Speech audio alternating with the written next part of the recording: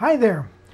I want this lesson to be devoted to strictly learning your major scale outside of your guitar.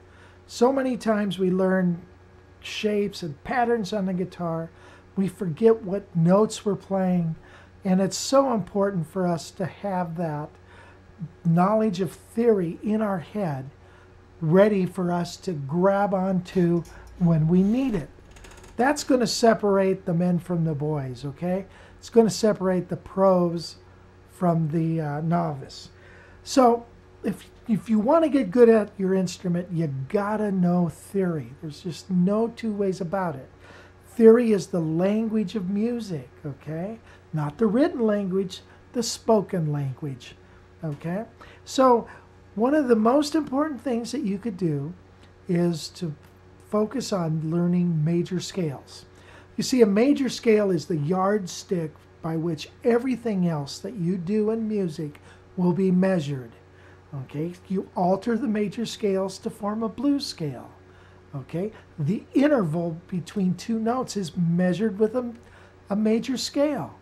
It's very important for you to learn that. So I'm going to go through and we're going to explain the major scale with this lesson, and we're going to work it out, and I'm going to show you the musical alphabet, chromatic scale, the major scale system, formula, and we're going to work through and learn all of the scales.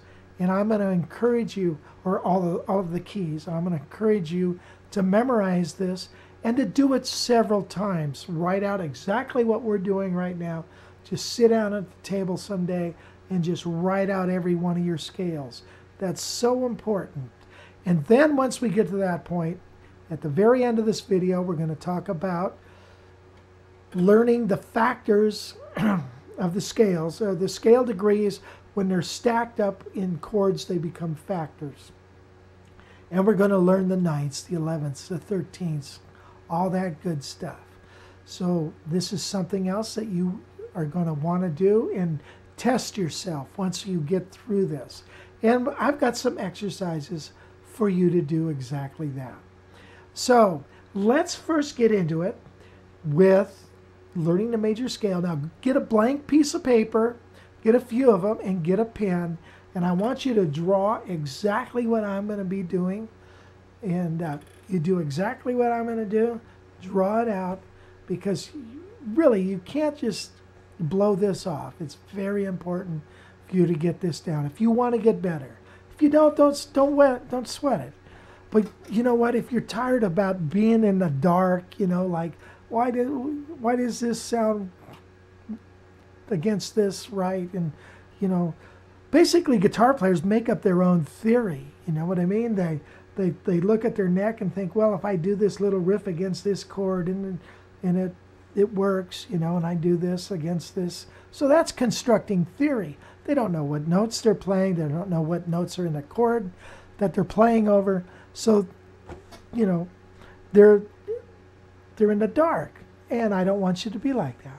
So I have a course called Theory for the Road, and I want you to get that course if you find this valuable, because really this is what it's all about, is learning your musical theory and getting the guitar out of your hands. When I took piano lessons as a very young boy, you took a piano lesson a week, and you had a theory lesson in a class group every week too. And the theory, this is just the beginning of it, just the tip of the iceberg. It gets very interesting after a while. But it's not complicated. And no matter what kind of job you do, I'm sure your skills require much more training than what you were going to do to learn music theory. So don't look at it like it's a big chore. So Theory for the Road is a course that helps you memorize and hear music theory, and it's something that you can do in your car. That's why it's called Theory for the Road. So I advise you to get that, and it's like a 3-semester course. But let's start with this right now. I think you're going to enjoy it, and it's not that hard. Here we go. Let's take off the blinders. Let's learn about the music you're playing. Here we go. The first thing we're going to do